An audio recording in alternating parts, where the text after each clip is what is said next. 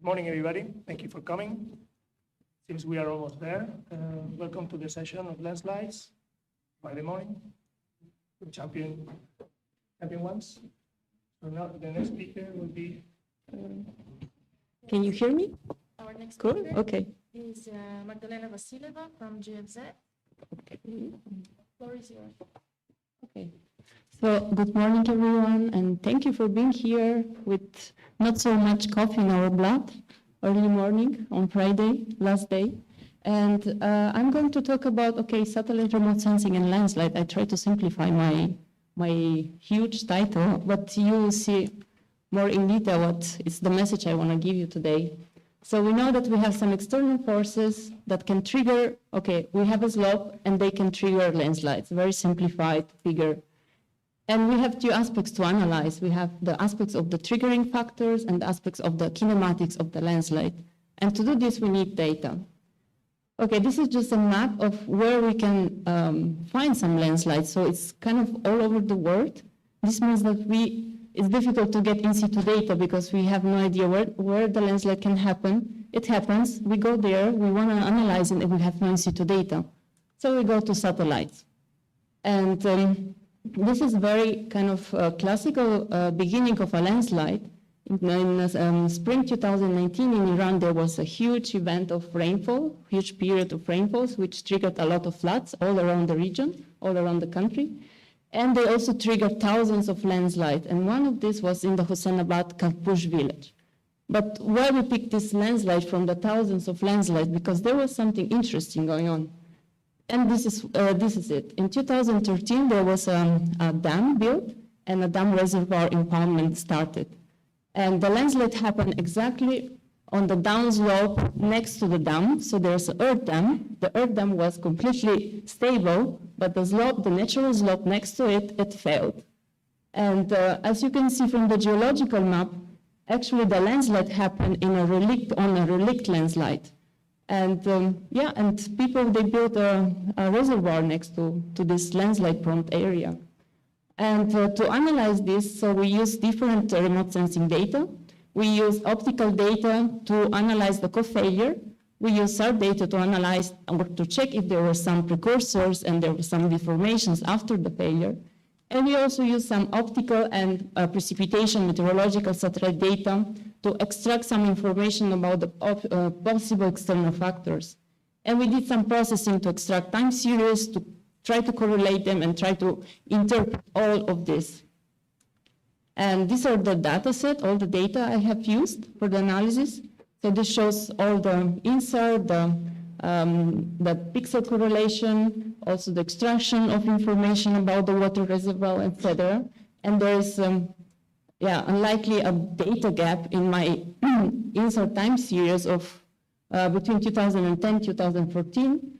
And I'm skipping also the post-failure analysis because we don't have so much time. And so first of all, I tried to extract some external factors. I used optical planet and Landsat 8 data to extract the high of the water.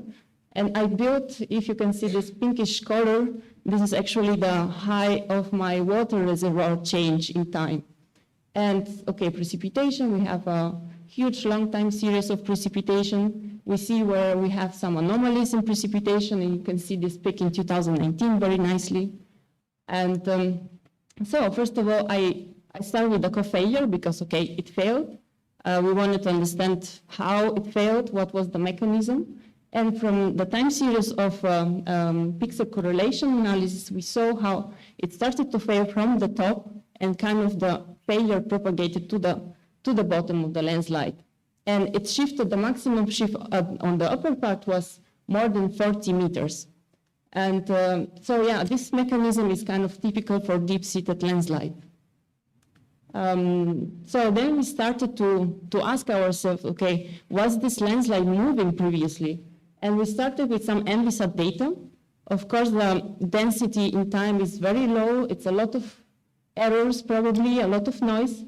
But anyway, when we plot in line of sight the displacement, we don't see a real trend in our results. So we kind of assume that there was no deformation, not very visible deformation before the dam construction, because, okay, the dam, they started to build it in 2019, they completed it in 2013, and from the beginning of 2013, they started to impound the reservoir. So this is the case before the dam or the reservoir presence.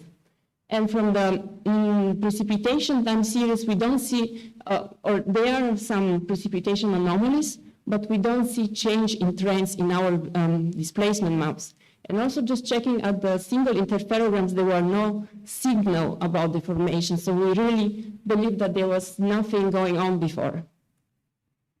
When we look at the Sentinel-1 data, okay, we're very happy because we have a dense time series. So 2014, 2019 is marked just before the landslide collapse. And we see nicely that when we decompose vertical and horizontal displacement, we see that the horizontal component is predominant and is almost like 30 centimeters of shift in 4.5 years. And but okay, here is kind of starts the story, because it's very difficult to choose what to plot and what to analyze as a time series. So this is was a lot of trying, and the final results that gave better and easy interpretation was the solution to pick a cluster, so to classify or to segment in space the landslide based on the topography and based on the cumulative horizontal displacement. So we cluster it in 3 different clusters. So this was kind of automatic procedure. And then we extracted the average displacement for these 3 clusters. And what we see is this one here. And for me, it's very interesting because you can see that from the lower sector to the middle to the upper sector, we see that actually the first to destabilize was the lower sector. And already in 2014, when the time series started, there was already kind of a displacement, very small displacement signal, which, okay, when we get velocity in the first year, is like 3.5 centimeters per year. And then after a few months, the middle sector started to destabilize. And after 1.5 years from the beginning, also the upper sector started to destabilize. So this nicely shows, this kind of plotting nicely shows this retrogressive progression of the instability of the landslide. And this was, we were able to show it only by picking the clusters. And when we combine it with our precipitation and water reservoir data, we see that actually these changes in trend correlate very well with the peaks of water reservoir high.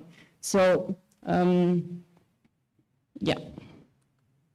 And our interpretation was that, okay, we have a kind of a constant force because we have, okay, precipitation are seasonal phenomena, so we expect to have some kind of seasonal changes. And in this case, the water reservoir acts as a permanent force because the water is always there, it's just increasing water level. And that's why it's kind of destabilizing first the lower part, and then as the water goes up, it's starting to destabilize also the middle and upper part. If you go to the vertical component, okay, the vertical component is very small, but when we remove this trend, we get some kind of seasonality. And we did kind of cross-Warland transform using the precipitation data, and we see kind of nice correlation with precipitation. So we see that actually precipitation in this pre-failure stage act only on the shallower layer of the landslide. So it's just swelling and shrinkage of the soil, but it's not acting in the depth of the landslide. And I was talking about this procedure, what to plot and how to extract time series. So we also try PCA, ACA, but as you can see, they're very difficult to interpret because, okay, from PCA you can see just this kind of predominant signal that is kind of increasing in time, but you don't see this retrogressive mechanism that we were seeing by using simple clustering. This is another procedure. I also try to project ascending and descending along the slope, but again, it's like you have 2 different geometries kind of projected. They're kind of different sometimes. It's more difficult to interpret, so that's why it's like it was very difficult. That's why we were trying more easy approach to extract less data, more concentrated, more average together, but that gives much more clear idea of what is going on this landslide. And so this is just a synthesis. You can see that, we nicely can see that a relict landslide started to move because of this water impoundment, and this is just a sketch. I hope you can follow it without my explanation. But yeah, something that I wanted to highlight is that at the end, in the month before the failure, we didn't see in INSAR any kind of increase in velocity. And this is because, sure, the temporal resolution of INSAR. So I again want to highlight that INSAR using Sentinel-1 data it cannot actually be used for early warning because you can't use these precursors that you can have in the weeks or days before the failure.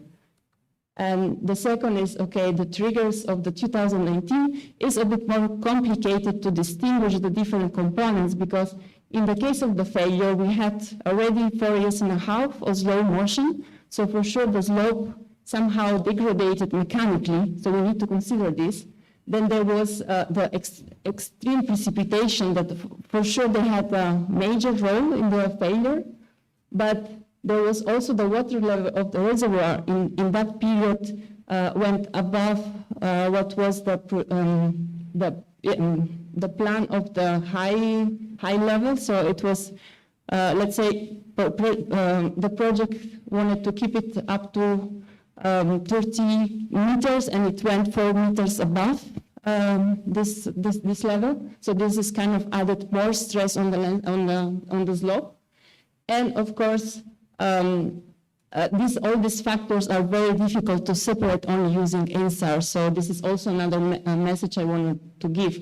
But anyway, we were able to kind of understand which are the factors that kind of influence, but then separate the components or kind of the effect of each of them is more difficult, and we need to go through more complex modeling for that. And some very general conclusions, okay.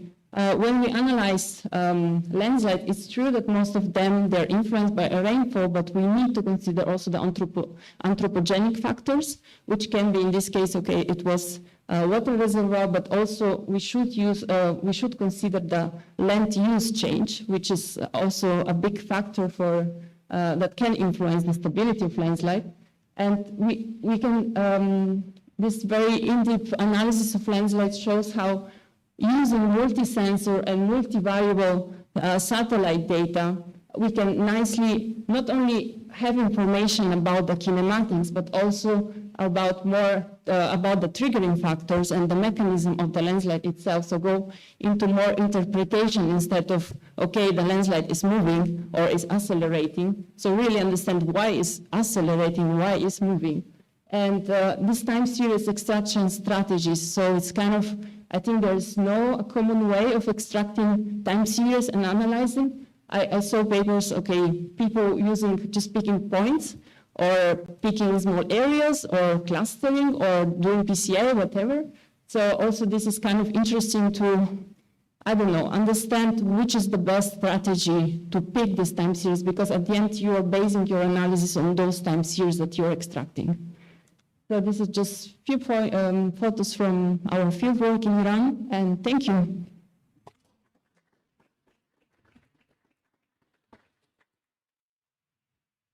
Okay, thank you very much. Nice presentation. We have time for questions.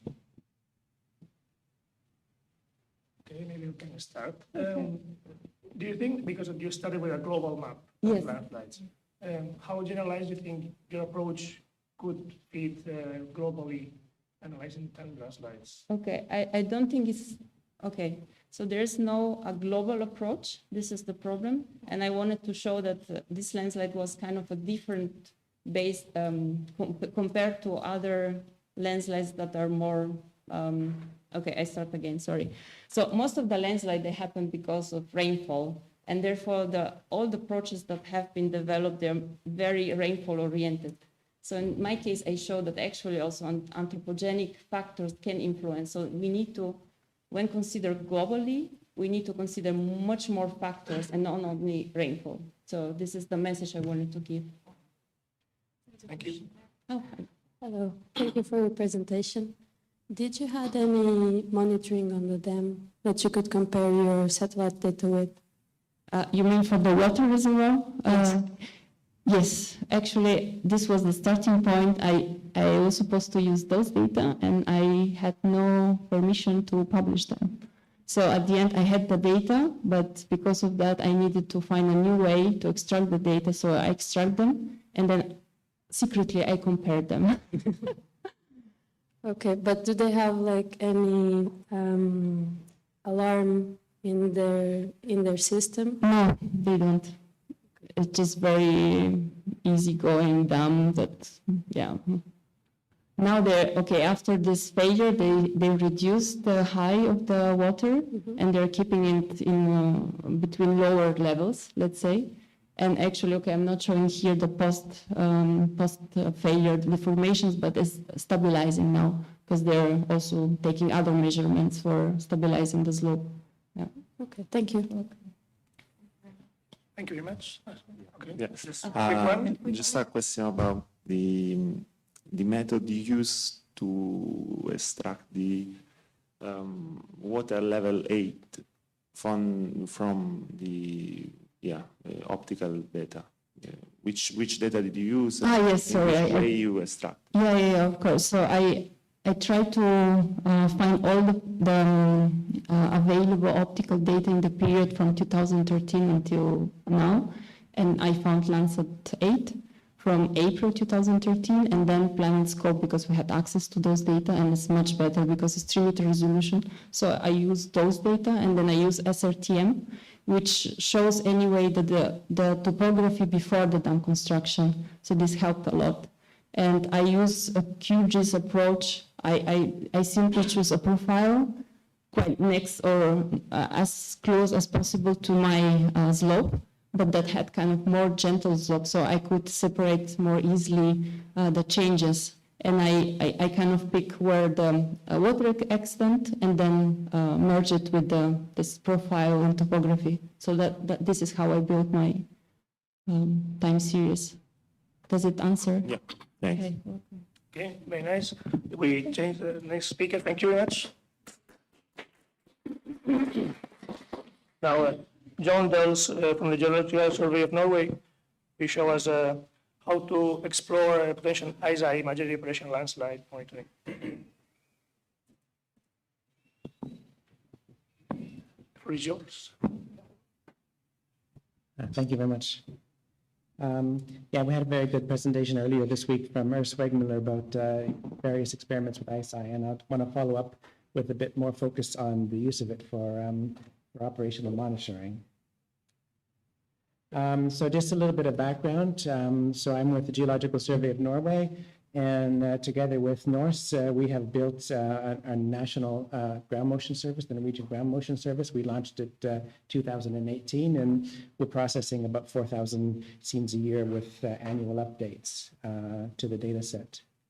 So in this process, in this service, we download all available Sentinel-1 scenes covering Norway every single night automatically. And as we download them, they are automatically unzipped and co-registered to existing stacks of data, a lot of pre-processing done. And then just once a year, we do the final step of the PSI analysis to extract the deformation. So we have a dedicated computing cluster where we do all this work. And the results we put out in our Explorer interface, it's a fully 3-dimensional map where you can go zoom it around and see about 5 billion measurement points. And if it looks familiar to you, it's because this is the same platform that we use for the European Ground Motion Service. So in Norway, at the survey, we've been using INSAR data for, well, more than 20 years now. And using a lot for mapping of potential rock slope failures. So we initially worked with ERS data and RadarSat-2 data years ago when we first got coverage with RadarSat-2 over very large areas. The plot on the lower left here is showing the cumulative number of unstable slopes we've identified over the years.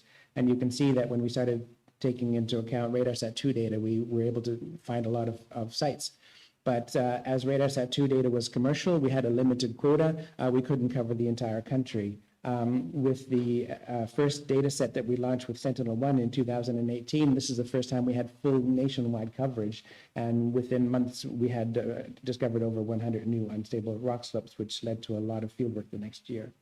This is just one example of such a block. This is approximately 50 million cubic meters of rock that's unstable up in the very northernmost Norway. In this case, there's no particular hazard right below the landslide, but right about 10 kilometers across the fjord is a small settlement which would be destroyed if this rock failure occurred and caused a tsunami. So as we're systematically mapping the country now, we've identified more than 1,000 unstable slopes, or potentially unstable slopes, which we've been working on. And as we identify them, we have a systematic procedure to do a hazard and risk classification. And our aim with this is to, as quickly as possible, find the ones that aren't a problem and not concentrate on them, and concentrate on the ones that are potentially higher risk. So in this hazard and risk classification, we take into account a lot of different parameters about the geometry of the sites and other rock slope movements and things like this. But velocity is very important, so we use INSAR for that, not just for identifying the landslides, but also to understand their motion. So currently in Norway, we have identified 10 or 11 sites as being high risk, where there are threatening populations. And in each of these sites, we have abundant in situ instrumentation in place. We also have a number of sites where we're monitoring over time to identify them, whether or not they're a threat or not. So, in these sites, we also do periodic monitoring. And of course, having snow for half of the year in Norway, roughly, we need to use corner reflectors in order to get a data series throughout the year. And this has become something that we do a lot in Norway. So currently we have more than 25 locations where we've installed corner reflector networks. And these are mounted on masts about 2 meters high to make sure they stay above the snow. They are covered to prevent snow accumulation, and we use either single geometry or dual geometry corner reflectors depending on the location and coverage from the satellites. Oops, next. Okay, so corner reflectors are very, very useful for us. They're not always easy to get into place, of course. It's challenging logistics to put them in place, and this is one of the samples I'll show later in more detail in northern Norway, and here we need to use helicopters to move everything in place. But once these corner reflector networks are in place and installed, of course, they require no maintenance and no data transmission or anything else, so they're very, very practical. So during our nightly operations for INSAR Norway, as we're downloading all these stacks and pre-processing and everything, we automatically throughout the night then also process each of these corner reflector networks every single night. And these data are automatically transferred over to the Norwegian Water and Energy Authority, who is doing the day-to-day monitoring of these sites and going into the systems along with all the other data from in situ instrumentation. And they're able to access this from their monitoring center and so on. So going back to the same example, which I showed the installation from, this is a site where we've installed the corner reflectors back in 2012 to use with RadarSat-2 data. You can see with RadarSat-2, we had, of course, new measurements every 24 days. There are gaps in the time series because being a commercial satellite, sometimes there were conflicts, commercial conflicts in accessing the satellite, or perhaps, of course, there might have been failures once in a while. With the advent of Sentinel-1, we suddenly had a vastly improved access to data. Not just because the acquisition plan of Sentinel-1 is very reliable and gives you the data every 12 days as you expect it, but also because being at a higher latitude, you see this is the typical 6 or 12-day acquisition pattern over Norway. You have a lot of overlap between adjacent tracks, so we get a number of geometries. So in this particular case, we have 6 different tracks, or 3 different tracks that cover the area. in descending, and therefore we're getting, when we had Sentinel-1A and B operating, we had data measurements almost every day. Every 1 to 2 days, we were able to sample with one or the other of these. Unfortunately, we now have lost Sentinel-1B. So that has reduced the frequency of data sets by half, obviously, but more importantly for us, it's taken away any redundancy we had in the system, because in many of these sites, we are relying on these corner reflectors to provide the information that allows us to declare that people can live in this area, for example. So we needed to do something about redundancy. So we started looking into commercial data to supplement the Sentinel-1 until we have 1C back up in the orbit. At the same time, we had an opportunity we discussed with ISI the possibility of experimenting with their data.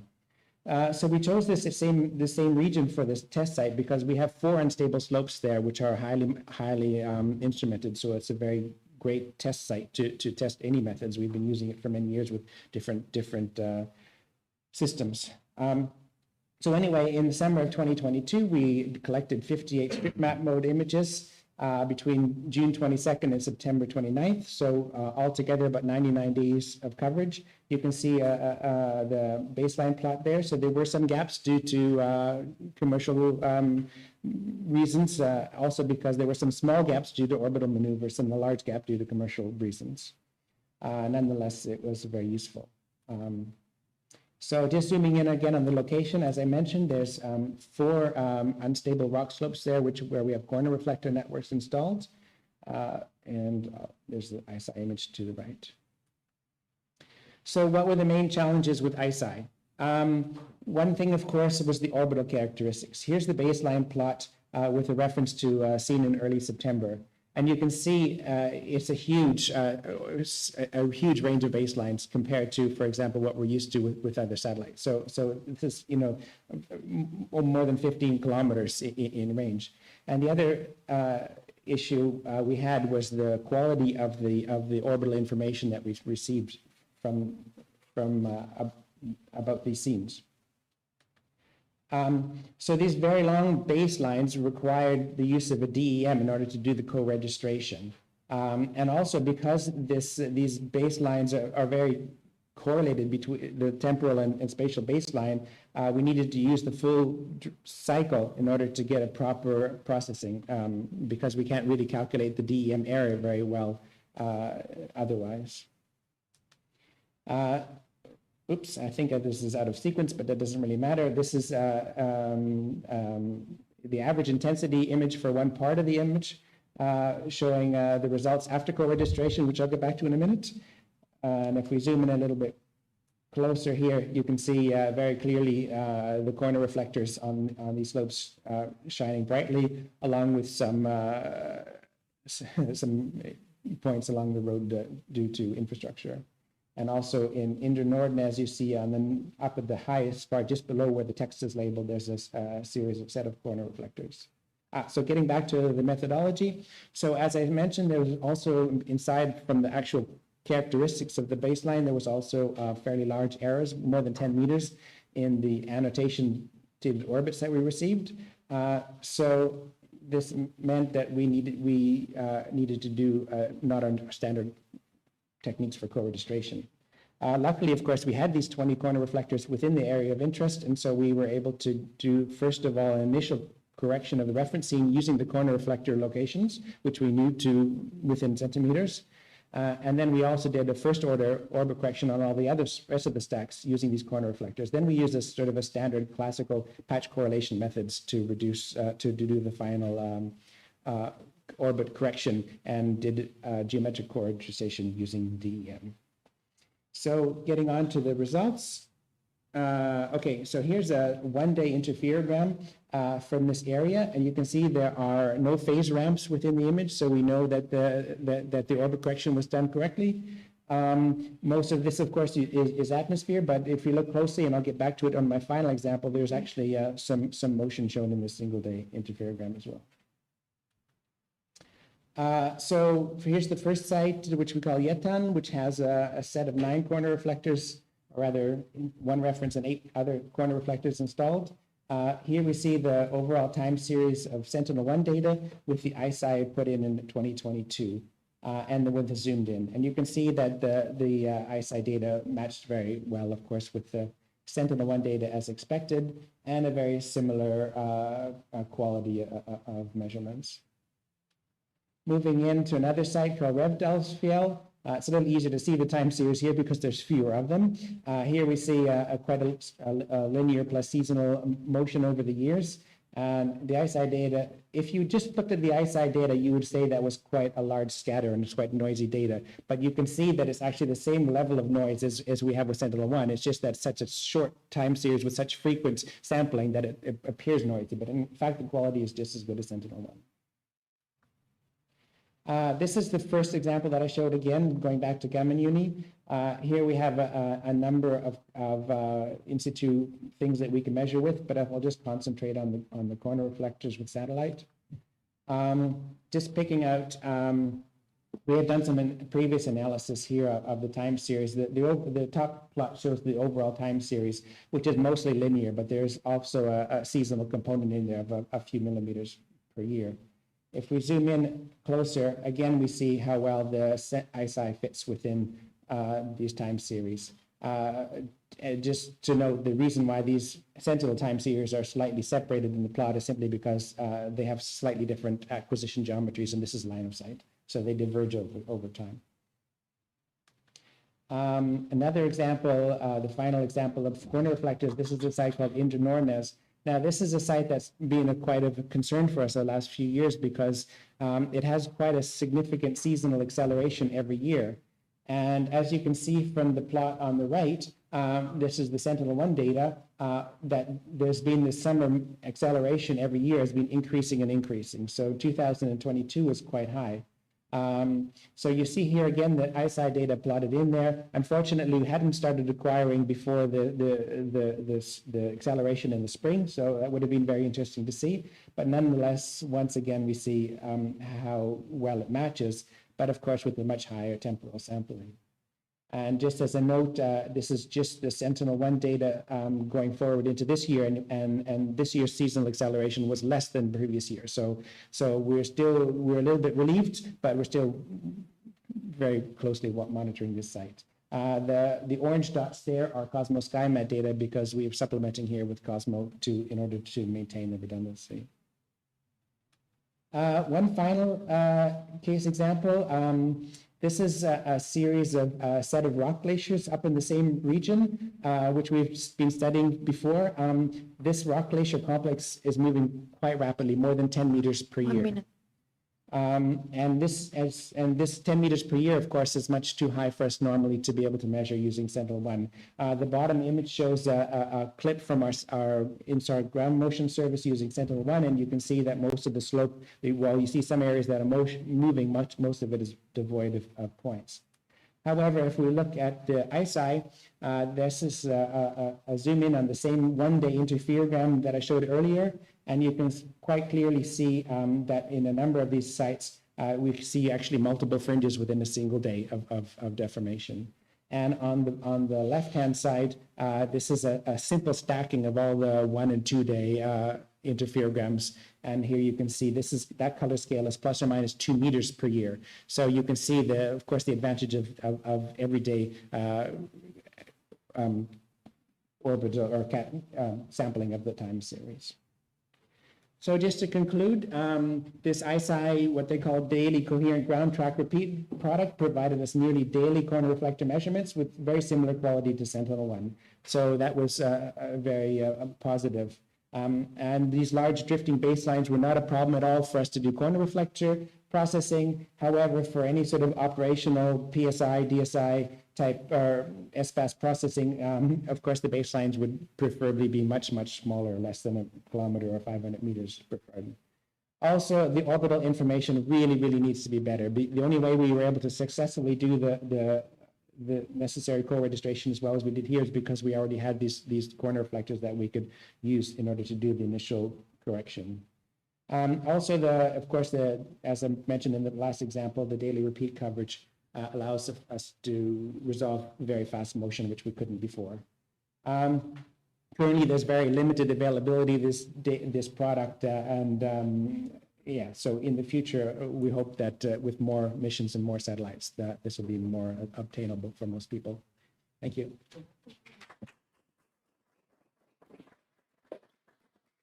Thank you very much, Jan. Time for questions. Is there one?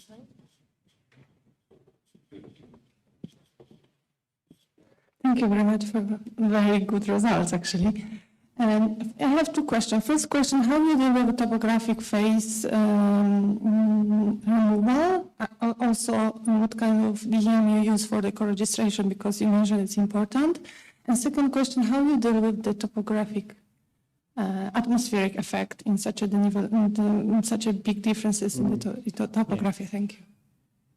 For the first question, we use the 10-meter resolution DEM, which is available for Norway. So that's good enough in this case. We don't need to do anything more high resolution. For our corner reflector processing, of course, we have no way to correct for atmospheres, but we design our corner reflector networks taking that into account. So we try to keep the vertical, for example, the reference point, the vertical difference between the reference points and the moving reflectors as tight as possible, you know, within limits, but it's not really an issue for that. If we were using this using standard PSI and DSI, then we would use standard atmospheric corrections methods. More questions? I think, okay, good.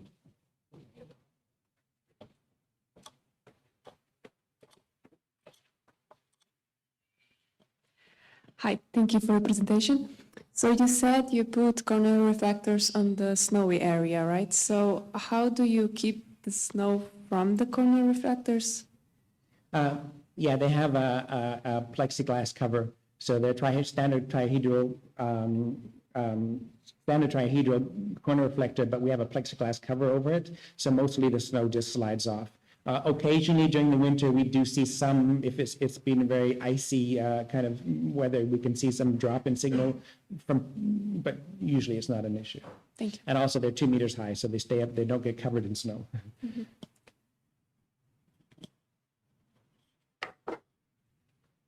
Okay, You have a question? No. okay, thank you. Thank you very much. Thank you very much. Okay, we can move to the next presentation given by Katie Allen Burrows from ESRI.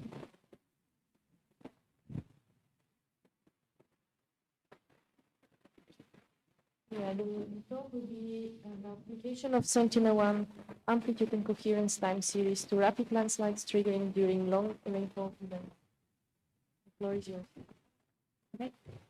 Thank you. The coherence part of this talk will actually not exist, so I'm sorry if anyone's come for that. Yes, I will be looking at how we can use Sentinel-1 amplitude to time rapid landslides during long rainfall events. So when we want to characterize the mass wasting, so the volume of landslide material, and the hazard that's posed by rainfall-triggered landslides, we need to get information on their spatial extent and on their timing. And with satellite images, we can map landslides at a large spatial scale. So gathering information on the spatial extent of landslides is quite easy. So for example, here we have a pre-monsoon and post-monsoon image of Nepal in 2017. And by comparing the two, you can see new failures in the second image. And then you just draw polygons around them. And then you have a map of their spatial extent. And this process is very boring and it takes a very long time to do, but we're getting quite good at automating it and it does work quite well. You can then use these to make susceptibility maps and things like this, and to direct or decide about whether you're going to build infrastructure in certain places and things like this. However, the problem is that between these two images, in this example, in the monsoon, pretty much all the images are filled with clouds, so we can't use them to work out when during the monsoon the landslide happened. And this is also a problem if you have successive typhoons or sequences of earthquakes. It's especially a problem with rainfall-triggered landslides because clouds are what causes the rain. So you can almost never get a good timing in tropical areas. So the solution we've come up with for this is to map the landslides first in optical satellite images, and then to have a second step where you use Sentinel-1 time series to constrain their timings. And we developed a method of doing this that's actually based on 4 sub-techniques that we use together. So the first one is to take the difference through time between the pixels within the landslide polygon and similar pixels that lie within a buffer region around the outside of the landslide. The second is increased variability between landslide pixels. So in general, we expect that, or we found that before the landslide happens, your imaging, Sentinel-1 is just imaging the canopy, and that's fairly uniform, but after the landslide happens, you have a scar, and it maybe has big boulders and bits of trees in it, and it has forest still growing around the outside, so it's a lot more variable than it was before. And we then have 2 more methods that are based on the 3D shape of the landslide in comparison to the diagonal viewing angle of the sensor. So in general, we expect to have shadows cast by trees on the edge of the landslide. And then on the other side, we sometimes get this double bounce mechanism, which in vertically polarized SAR leads to bright spots on the side of the landslide polygon. So for each landslide polygon, we can get 4 time series, and we're expecting each one to have a permanent change in it, because on the timescale we're looking at, the landslide is permanent. It's not going to have revegetated by the end of the year. So to get this step change, we convolve with a step function, so it's quite a basic way of getting it. And in this case, in this one landslide, all 4 techniques have given the same result. So we assessed all the techniques, and we found that individually they're not reliable enough, but if you have at least 2 of the techniques giving you the same date, then you can assume that this date is probably correct. It's correct 80% of the time. And at least 30% of the landslides in an inventory can be timed using this. So because I usually explain this quite badly, so I've put a pie chart in. But in the pie chart, the green ones are ones that we can't time at all. The red ones are timed correctly, and the orange ones are timed incorrectly. And there's more information on this in the paper we published in NHES in 2022. And the method is very helpful when you have landslides triggered by sequences of storms and earthquakes. And the other place it's helpful is in the Nepal monsoon. So now I'm going to talk about some of the things we can do with landslide timing. So in Nepal, heavy rainfall triggers thousands of landslides every year. And this image is from a paper where they mapped landslides every year for 30 years. So it's a huge data set, but this was done using optical satellite images. And using this data, you can get susceptibility maps, but you can't tell when the landslides happen. So that's what we decided to do. And the importance of doing this is highlighted by another figure from their paper. So in this, each point represents 1 year's worth of landslides. And they found that the volume on the y-axis is in most cases proportional to the total rainfall during the monsoon. And that's because the main triggering factor is the progressive accumulation of soil water during the monsoon. So in general, at the beginning of the monsoon, the soil is completely dry and it rains for months and months, and gradually at some point you have so much water built up in the soil that it becomes unstable and fails. But they also found that in 2 years, so the 2 blue points on the graph, there were cloudbursts, and these years had anomalously high levels of landslides. And also in 2015, the monsoon season immediately followed a magnitude 7.8 earthquake. And we also have anomalously high landslides in 2015 and possibly in 2016. So altogether, we have 3 different triggering factors that are influencing landslides in Nepal every monsoon. If we want to begin to untangle this complicated thing, we can use the landslide timing information. So here, this is a map of all the landslides we managed to time over 4 years. So 2015, 17, 18, and 19. There were a lot of Sentinel-1 images missing in 2016, so we skipped that year.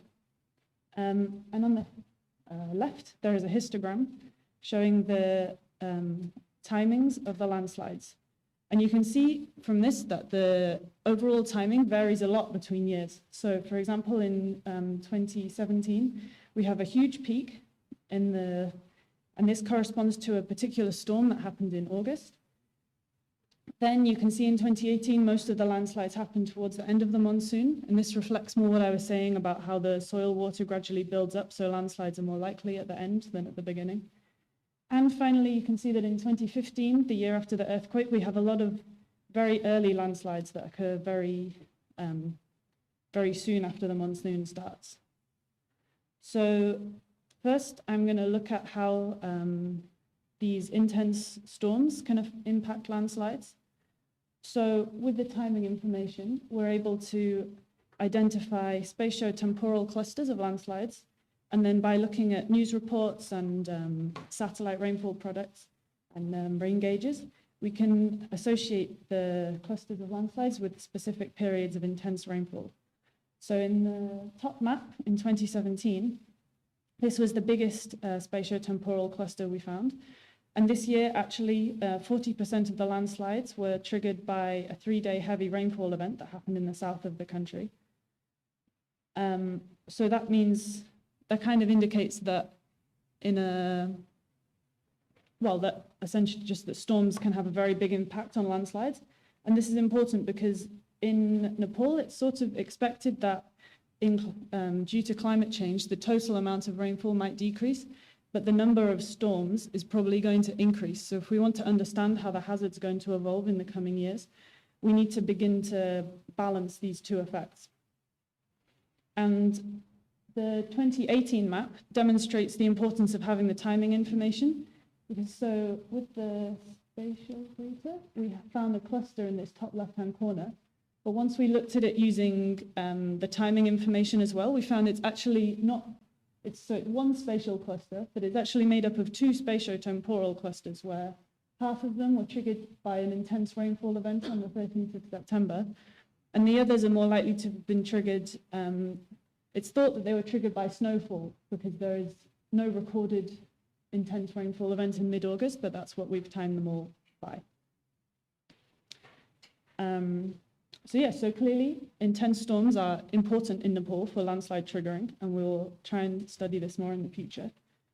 So now I'll move on to looking at how the earthquake impacted the landslide timings.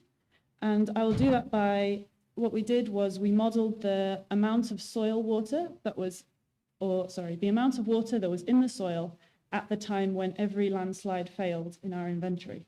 And we did this using a really basic model called the leaky bucket model, where essentially you have rain going in, which we got from the GPM satellite, and evaporation coming out, which is known based on other studies. I think they measure it from the vegetation.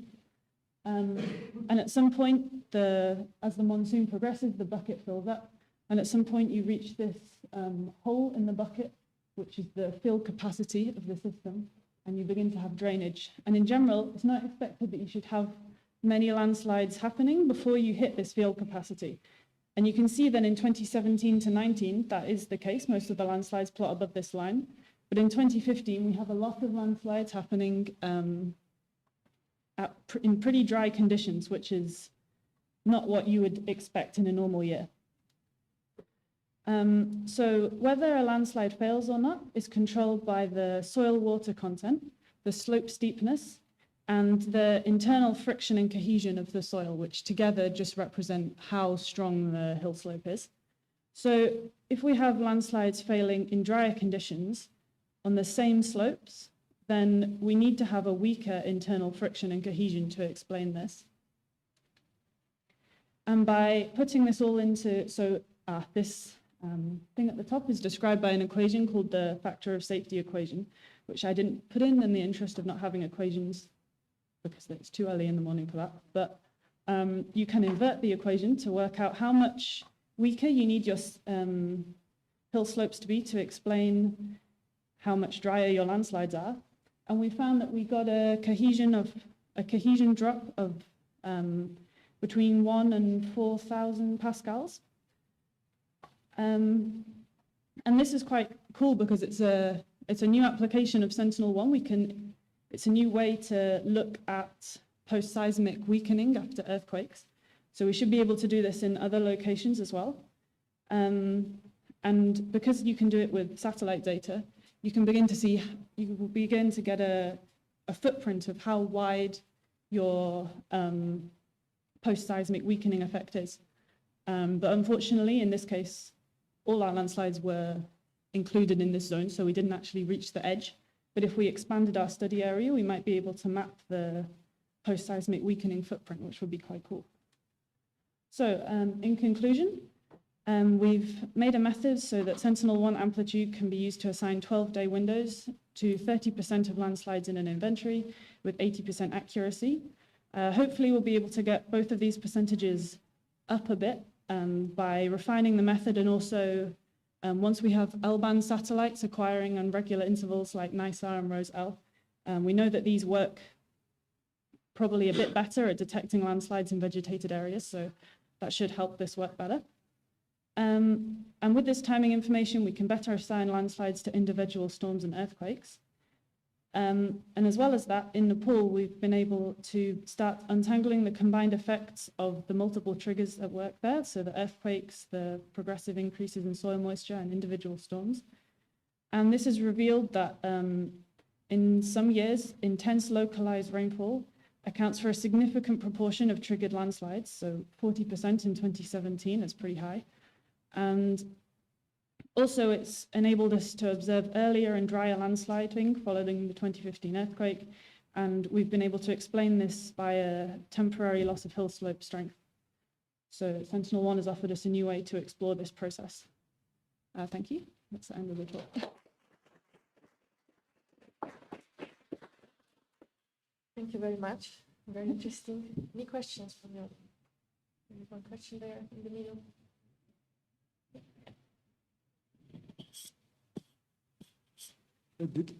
Thank you. This interesting result. Did you? I'm curious. Did you try to correlate the cohesion with the soil type or rock type? With what? Sorry.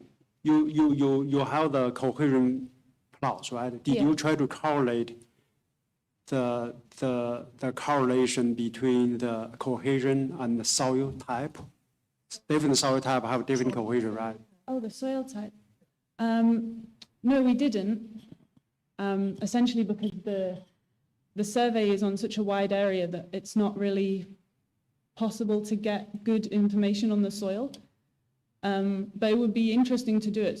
But I think you would probably have to gather data from a historical list of field campaigns and stuff. But yes, it would be interesting. Could you please pass the microphone there?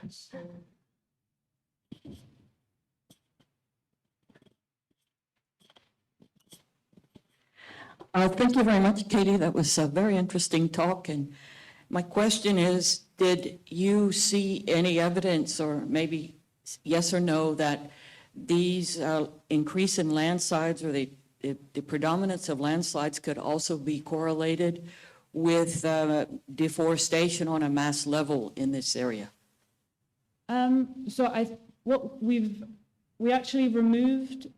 So I went through the landslides that we'd timed in high resolution optical imagery and removed any that looked like they were actually either touching deforestation or touching areas where they'd built new roads, because we know this can influence the landslide timing, and we wanted to have landslides that were predominantly triggered by rainfall in the analysis only. Yeah. Yeah. Thank you, Kitty. It's excellent work. Actually, I wonder, is there any difference between different land cover type? For example, in your case, you mentioned that there seems it performs good in the forest. Is it perform?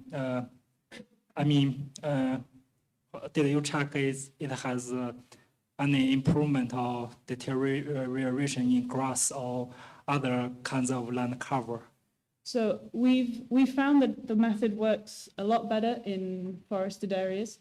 So that's the coherence part of the talk that I thought I would have done by now and haven't, is aiming to try and get it to work a bit better in areas that are less forested, because it should be more sensitive in unforested areas. But I haven't finished this part yet. Do you think it performs better in non-forest regions? The amplitude methods we have at the moment perform best in heavily forested areas. Yeah. And also, is there any landslides that reoccur? For example, they occur again and again.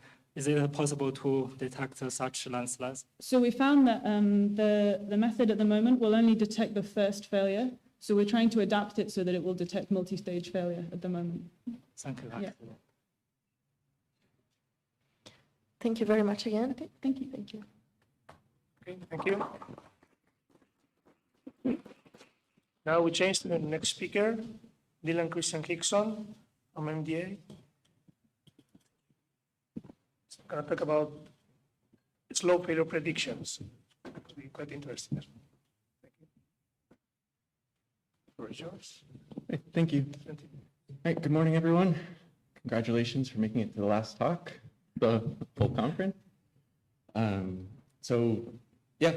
As kind of stated, this talk is looking at ways in which we can constrain slope failure predictions from INSAR analyses. Being the last talk, I kind of had the luxury of getting to reflect on some of the discussions that have happened during the week.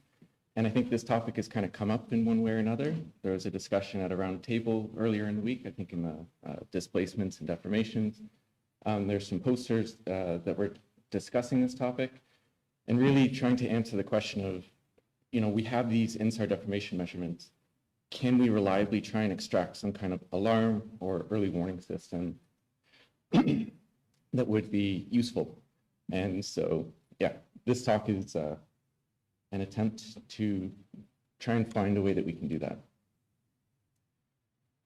All right, so I think in this session, I don't need to go much into the significant risk to why we care about these types of landslides.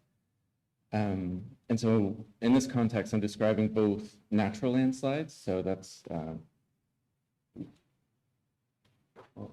don't know how the laser pointer works here. This one. This, which is an example of a landslide that took place in China.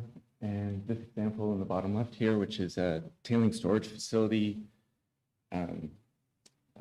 dam collapse. So this is in a mining context. So this is essentially an artificial dam that's built around the mining waste, and it's intended to retain that material. So we're monitoring these sites already for INSAR deformation.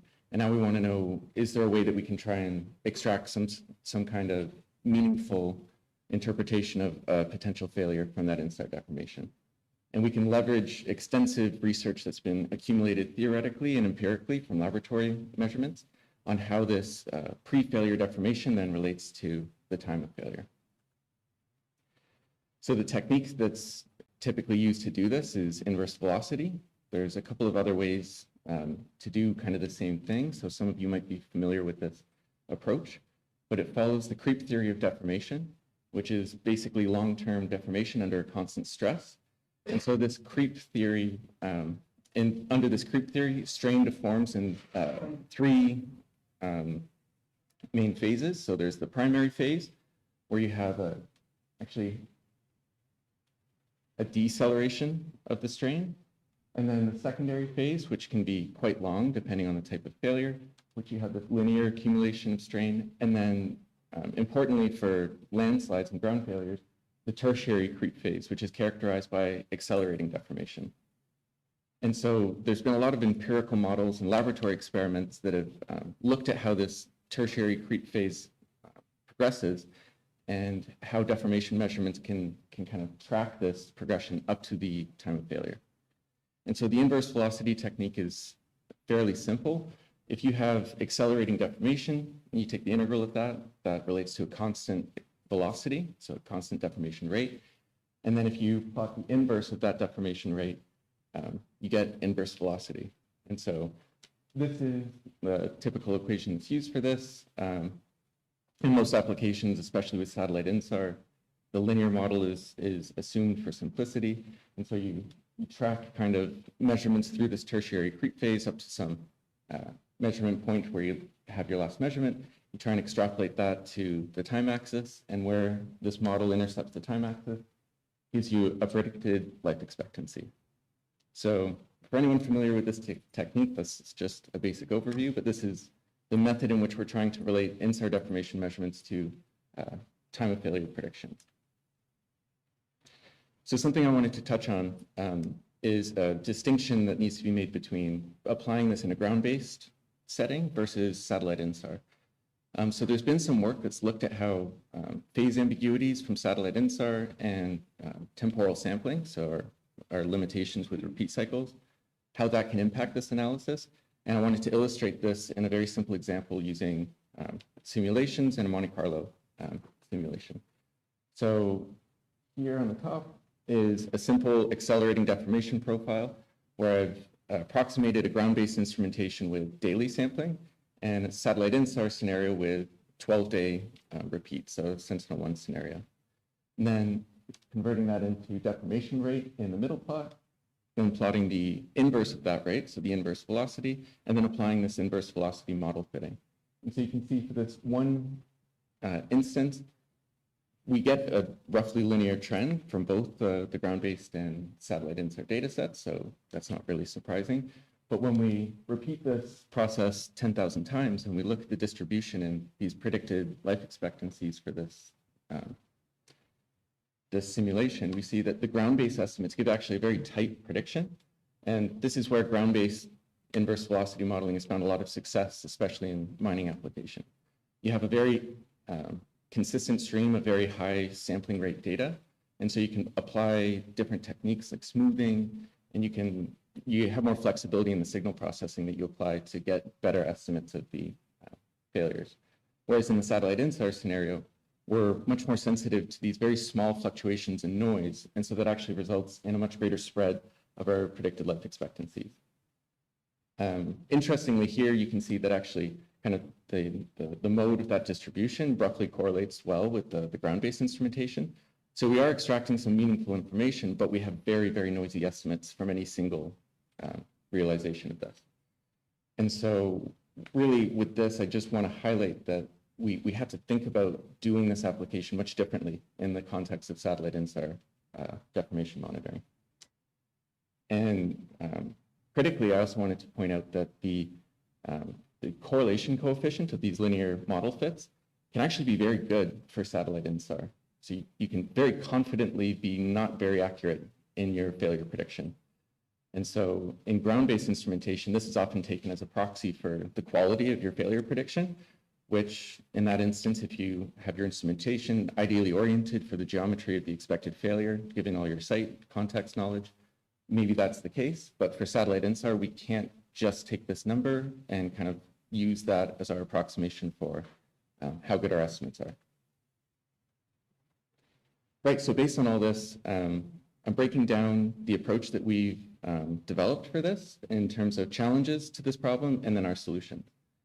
So the first challenge is we are providing this INSAR deformation monitoring over a wide area where we don't have any knowledge of where a potential failure might happen. And we wanted to generalize this as much as possible. So we need a way to focus on where in our INSAR deformation measurements are there signals that we need to follow up on for this kind of modeling. And so as opposed to taking a simple deformation rate threshold or deformation acceleration threshold that might trigger some alarm to follow up on processing, as these might be site dependent, they can depend on the local geology, lots of different factors that we can't reliably tune to every single scenario that we want to apply this. We instead look at changes in deformation trends. And so we run a change point analysis on all of our deformation points. And then we automatically try to identify those that are exhibiting a significant change in the trend that might be related to this onset of acceleration, which is related to that beginning of that tertiary creep phase where you have the accelerating deformation. So once we have this depiction of where we have all of these change points through our deformation time series, we now need to isolate distinct failure zones. So we need to separate these spatially. And so the way we do this is we run an automated spatial and temporal clustering on these measurements that we've identified having this recent change point. And so in this way, we're clustering measurements both spatially, but also temporally in that they must be exhibiting similar change points in the deformation time series. And then last, as illustrated in some of these previous slides, our predicted life expectancy estimates will suffer from inherent noise. So that's the noise that's present in our INSAR deformation time series, but also just the results of our sampling frequency in these model fits. And so to overcome this, we compile some statistics on PLE estimates based on these clusters of measurements that are showing consistent trends. And then based on that, we can try and assign some level of confidence in our predicted life expectancies. So just a very high level overview of this algorithm, which is kind of summary of what I just described. So we start off with our deformation time series. So we take our most recent deformation image. We then run a change point detection algorithm to identify any onsets of acceleration on a point-by-point basis through that image. We then perform spatial clustering of those points that are exhibiting similar change points. So that's the temporal aspect to our clustering. We then perform this inverse velocity model fitting for each point in each cluster, and then we analyze all of them independently. So this is a prospective analysis in which we are updating our solution as we can, proceed through ongoing monitoring. And so if we identify some type of trend, as we acquire new images, we can perform the same analysis and identify, has that changed our trend estimate, since we can identify deformation trends based on a sequence of measurements. So we can kind of continually update these analyses. We've developed an automatic quality control step in this process, since we might identify many clusters over a region, so that we can automatically try and exclude clusters that are obviously not showing signs that exhibit this type of inverse velocity failure prediction. And then we would follow up with an analyst looking at each cluster that doesn't really get flagged by this process. So the algorithm we developed is vectorized and scalable, so it can, you can apply it over very small areas or over very large areas.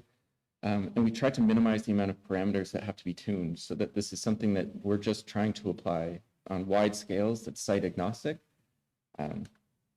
with the aim of really trying to just pull out if any of these signatures exist in our INSAR measurements without making any assumptions about the implications of those model results. So this algorithm can be integrated into an ongoing deformation monitoring program. So every time we acquire a new SAR acquisition, we then update our INSAR stack in our deformation measurements. We rerun this change point detection, apply our clustering and model fitting on those identified clusters, and then report any new changes or update any failure predictions that might be consistent from one acquisition to the next. So this consistency allows us to look back at previous acquisitions and compare how a failure prediction might have changed. Maybe it goes away, maybe it gets more confident, but we have that kind of history of these predictions that we can use to inform the analysis. So as I mentioned, it's site agnostic. It's applicable over wide areas. We perform the statistical analysis at the PLEs so that we can try and quantify our confidence in the failure prediction. And then we incorporate our results into our online data visualization platform so that our deformation monitoring is kind of accompanied by this result.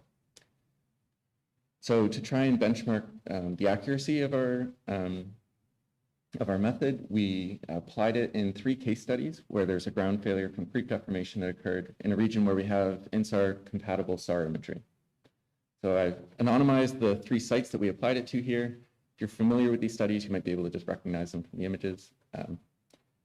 So here I have the date of the failure, the type of structure. So 2 open pit mining scenarios, and 1 was a tailing storage facility. And for all 3 of these analyses, we've used RadarSat-2 data. So in each case, we created a cumulative deformation product up to the last acquisition available preceding the collapse. For these, we've actually looked back, like repeating this analysis for kind of the second last acquisition, the third last acquisition, and trying to see how our analyses changed through that. So just for purposes of time, that's not included in today, but that's something that we have looked into. And then once we have that cumulative deformation product, we apply the inverse velocity algorithm that we developed to derive a predicted life expectancy, and then compare that to the true time of failure for these 3 cases. So here's the first site that we looked at. This is the tailing storage facility that exhibited an embankment fail on March 9th of 2018. So in the before image, you can see the section of the tailing storage facility that failed before it failed. And then on the bottom, you can see the section that ended up failing. For this, we use Spotlight RadarSat-2 data. So very high resolution, a relatively small stack size because we want to try and perform these analyses in the context of an ongoing deformation program, where we're not keeping track of extremely long time series, but we're trying to kind of keep this analysis in a window that's relevant to what is the most recent data that we have. And so you can see here in this cumulative vertical deformation image that we measured significant deformation all along the tailing storage facility embankment, but specifically in the region that was around the collapse. And then this is the result of our inverse velocity algorithm. So on the top left, I'm showing individual deformation profile for one pixel that I selected just randomly in that failure zone. And so you can pretty clearly see visually where the accelerating deformation starts, and our change point detection algorithm identifies that automatically. Then on the image on the right in that map, we're seeing all of the pixels that were clustered that are exhibiting a very similar change trend that are spatially consistent. And then on the bottom left, this is our inverse velocity model fit for this cluster of pixels, in which we've averaged all of our inverse velocity measurements, done a weighted fit to this, which allows us to compute confidence intervals over a regression, which we can then use to constrain our confidence in the predicted life expectancy. And so in this case, you can see this was computed at a 70% confidence level. And so at that level, we have roughly almost 40 days that span our predicted life expectancy prediction. So even though we did actually get a result that's fairly close to the true time of failure, we have this quantification of at the 70% confidence level, we have about, I guess it's 37 days. And then on the right, we've applied a symbology so that you can see these failure predictions on a point-by-point basis in terms of the number of days from the last acquisition. And so anything that's kind of a darker red color is showing something that's more of an imminent failure. Anything that's kind of a paler color is something that could have been a negative predicted life expectancy, so a prediction for a failure that would have already happened. That would be non-physical, or something that's very far in the future. And so you can see that these do show some more of the imminent failure predictions right in the region that we would expect, but it also highlights that we have a lot of scatter in these results. So really the utility of this approach is being able to identify consistent trends, having enough measurements to build up a statistical sample from which you can drive a meaningful estimate. So the second site we applied this to is an open pit mining collapse.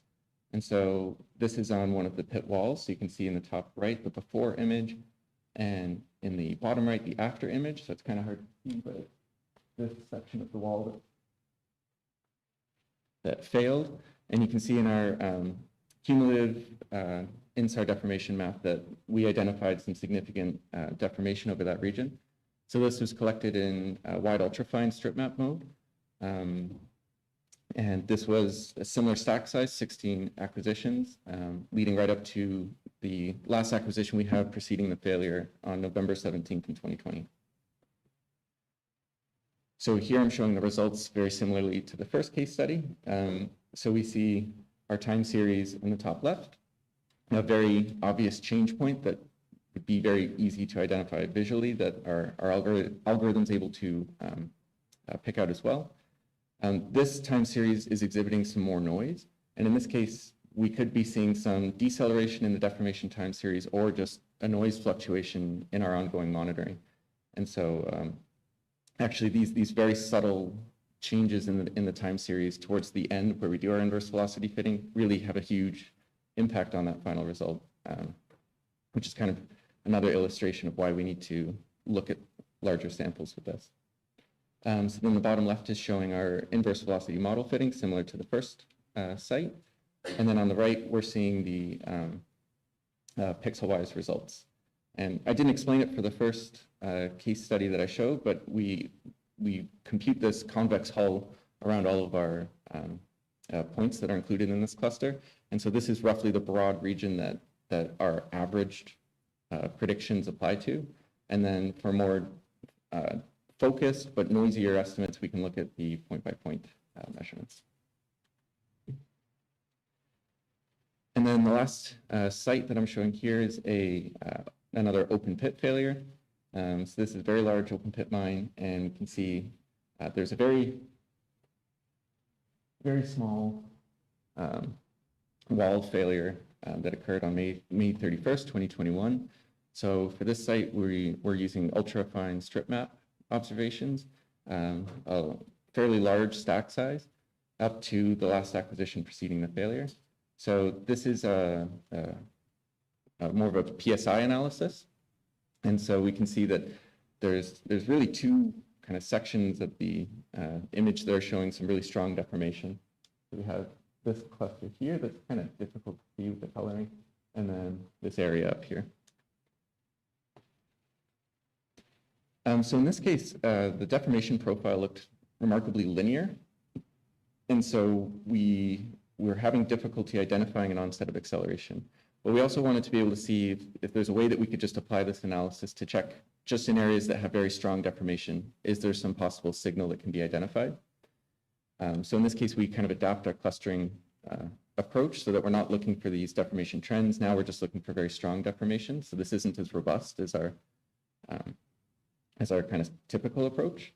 And so in this case, we unsurprisingly identify this as a very strong deformation cluster for which we apply this inverse velocity model fitting. And so we arrive at a result that's fairly consistent with the true time of failure. And this is again shown at the 70% confidence interval, confidence level. And so you can see a fairly large spread in our predictions that are made here. So just to kind of summarize everything,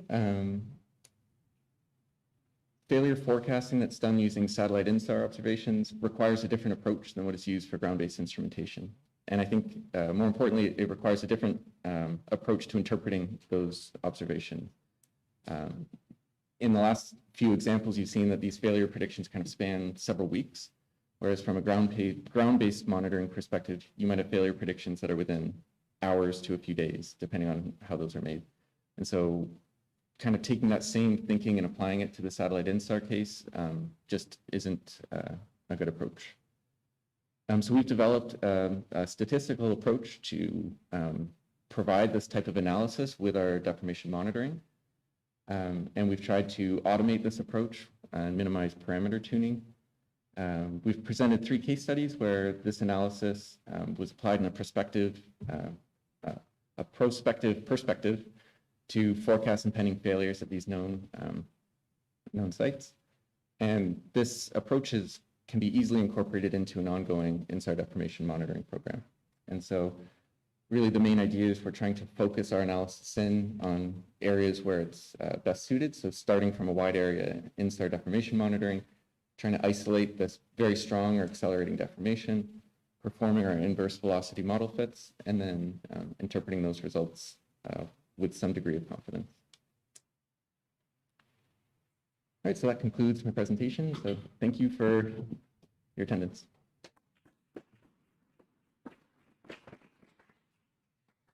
Okay, thank you very much. Do you have any questions? Well, I have one. Do you have any numbers for false alarms that the method can provide? I mean, you were adding days, so maybe you have a failure, and then you add the second one, and it's not failing yet, or? Yeah, that's a really good point. I think that's one of the major concerns with trying to do this type of approach. So in this case, and I think as is typical with doing this, you end up with a lot of false alarms. So it's how do you interpret those? And so developing this approach in which we can provide a confidence interval that tries to give some context to how to interpret those false alarms. So typically we're sensitive to these kind of longer scale failures over time. So typically we have the opportunity to follow up with more acquisitions once we've identified a trend. So in this case, we can kind of characterize a false positive by how the failure prediction evolves as we acquire new data and how the confidence in that failure prediction changes. And so this is something where we're trying to take kind of a step back and just see what can we statistically pull out of the data, provide this to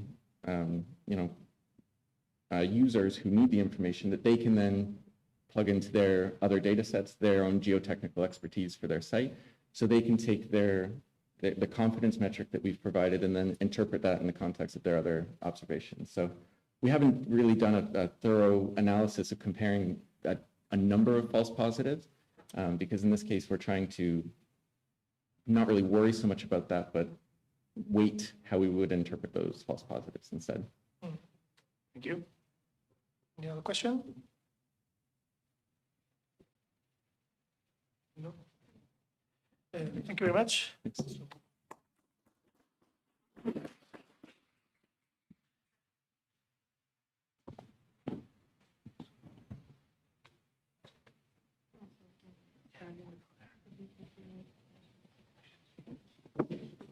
Thank you very much, everybody, for the session. Now we're trying to move maybe to the roundtable discussion. So.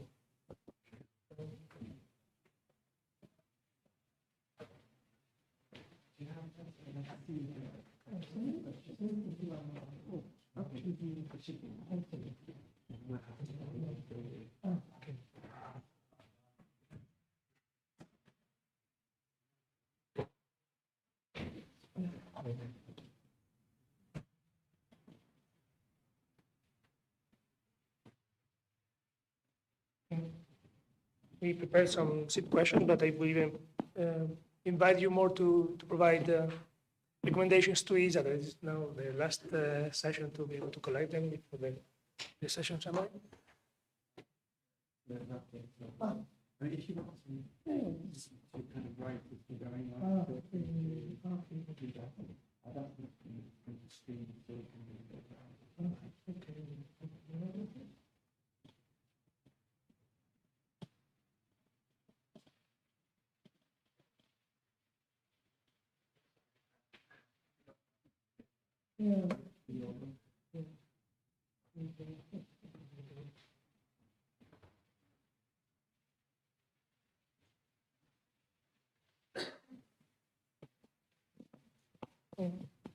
As I said, don't feel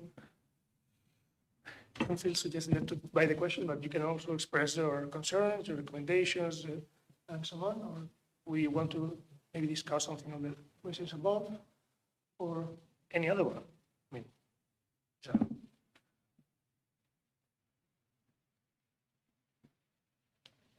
I mean, maybe we can start with the first one that you prepared, Jose. Yeah, we can. In which cases shall optical data be used to complement landslides analysis? Should that kind of analysis be proposed also to EGMS next contract? So yeah, the question is always with the optical data about the clouds, right, and in the connection with the landslides triggers. Mm-hmm. So then we can be very careful on the quality of this optical data. Sure. No, but in the past we also see, in some cases, also the image correlation with Sentinel-2 was able to provide information for large movements where INSAR was not enough. So, you know. Yes.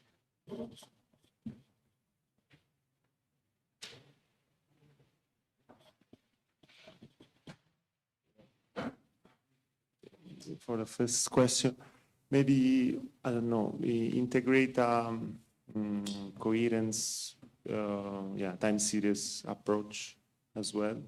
Mm-hmm. I mean, it could be feasible. I think the EGMS product itself has a coherence. So we could use like a coherence map time series as an extra layer to add in the EGMS. I mean, it could provide a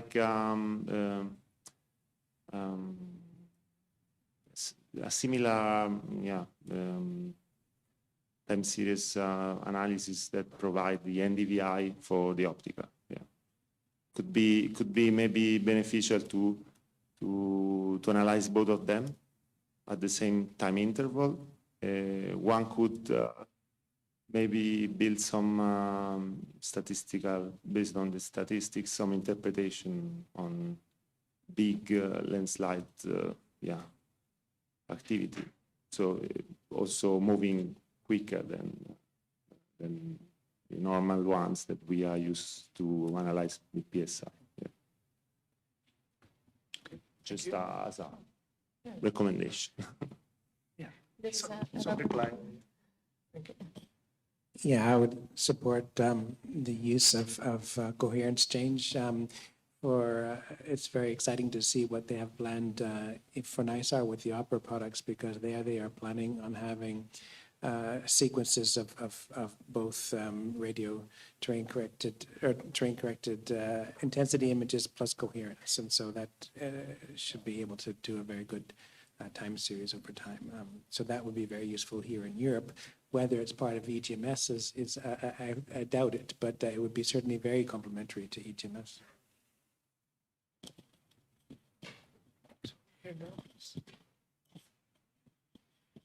Regarding optical data, it's not always the case, because in many cases there are not visible damages on the optical images. However, on the other sessions, they were proposed another layer, EGMS layer, like soil moisture. I think this is will be very interesting to explore that, and I think that this landslide community could strongly support for having that data. Yeah, I think that one of the products of the Copernicus land is also the soil moisture. I think it's 1 kilometer grid, something like this. Obviously, a finer resolution would be probably desired as well. Yeah, thanks. I was wondering also as well, would also the EGMS wondering to include also NISAR observations to complement those? That would be also a nice question, but I don't know what the Commission or EA would say about it. And do you know if there are any plans, any suggestions in that regard, Jan? Can you please send it up? Thank you. I don't think the budget would stretch that far at this point. It would be very exciting if they had the budget to do that. Thank you. Okay. So then maybe we can go to the second point, which is the potential of exploiting new space satellite data for systematic monitoring of landslide areas. Indeed, in your presentation, John, I had a hidden question I could not ask you before. Were you using all ISI data over the area in opportunistic baselines, because you shown a very large, or only one of the satellites was possibly used for that? It was one particular. It was the X7 satellite that was configured for that. Yeah. Okay. So yeah, of course, new space. The main thing with systematic monitoring and mapping of what the revolution with Sentinel-1 was suddenly having global coverage, and with a very boring acquisition plan that gives us reliable data. And the obvious downside with new space is simply, the cost and availability. So if you can afford it, it's great. But will be a recommendation for ESA or large space agencies also to produce a small constellation of small satellites with more revisit time, or that will maybe overlap with commercial interest? That's something to be taken into account as well. But will be desired by the community to have also not only Sentinel-1, but large constellation of smaller satellites also, with open free policy at least, would be also interesting. I'd be happy to just have Sentinel-1 E and F up there at the same time as well. So yeah. Thank you. Yeah, listen.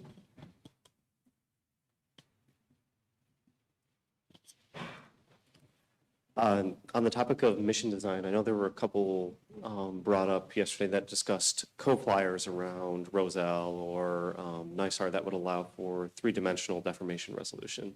I think that's something in particular that would be very valuable for the landslide community, because if landslides have lateral motion predominantly in the north-south direction, we often miss those. It'd be great to give a recommendation to ESA that the ability to resolve 3D deformation would be, in particular, very useful to the landside INSAR community. Okay, thank you. I think there was some Capella presentation. They have some satellite in not low orbit. Sorry, not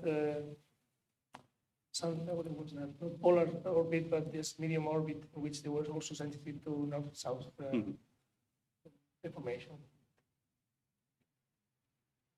So I just want to add on to what Forrest has recommended. I think because of the uniqueness of the NISAR is not only L-band, but also left-looking. So you have left-looking, descending, ascending, from right-looking, descending, ascending, from Sentinel-1. That will give you a lot of information about three-dimensional deformation mapping, in addition to the densified temporal sampling. I think all looking forward to the next FRINGE with NISA results. Yeah, it will be amazing. Okay. The third point there in the slides is the show slope failure prediction maps be produced operationally, which are the main dependencies. Is INSAR enough? Single or multi-sensor or anything else? So maybe you want to add something there? I think from Dylan said that it was a bit complex still, the prediction. Yeah, so I think it's not yet for operationals, just maybe use case by use case. So if the last one maybe, is Sentinel-1 enough to map fast or very fast landslide events? Which other SAR or not SAR sensors could complement Sentinel-1 operationally? Well, because I have the microphone, I can say no, of course, right? We are looking at about the fast-moving landslide in Alaska called Barrier Arm landslide. It's funny though, INSAR is of course the one because of the coherence. So we also have little bit snow and then the C-band data loss coherence. So I mean, we want to have more NISAR or P-band data would be potentially very useful to look at fast-moving landslide. And so I think that's... Yeah, thank you. There. Yeah, okay. Yes, of course, the answer is no. A great data set is L-band, and now we have SAOCOM in space. There are opportunities to get the data in Europe through ASI, which made a very nice work to try to mirror the catalog. Outside Europe, it will be through ESA. The procedure is quite complicated to get the data. You have to order to get.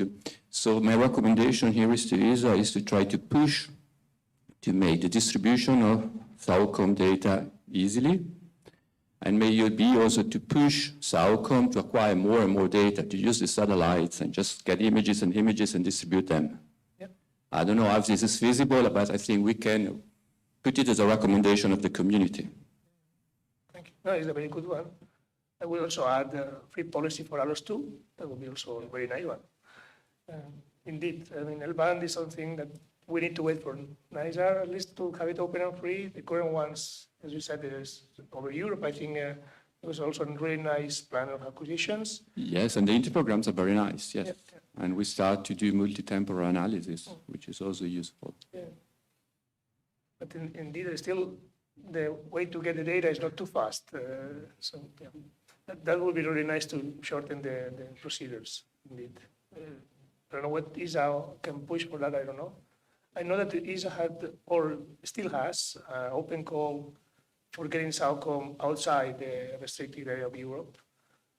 So if any of you want to explore that, I think it's still, as an open call, I think it will end either this month or next month.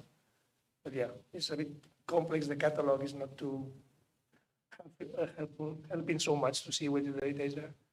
But yeah, I mean, I invite you to give a try. Especially you have somebody from Argentina. They have really nice coverage, and it's easier to get also the data over there.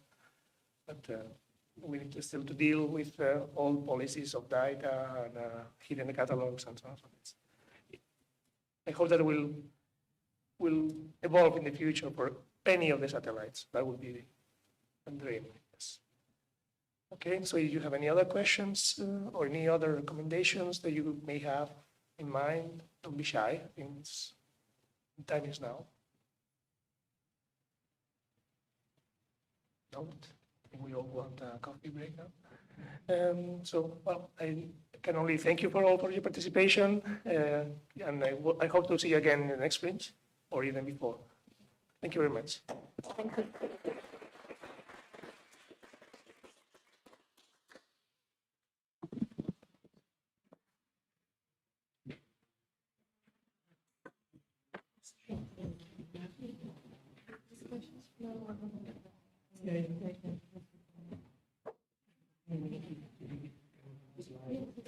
Okay. No, it's fine.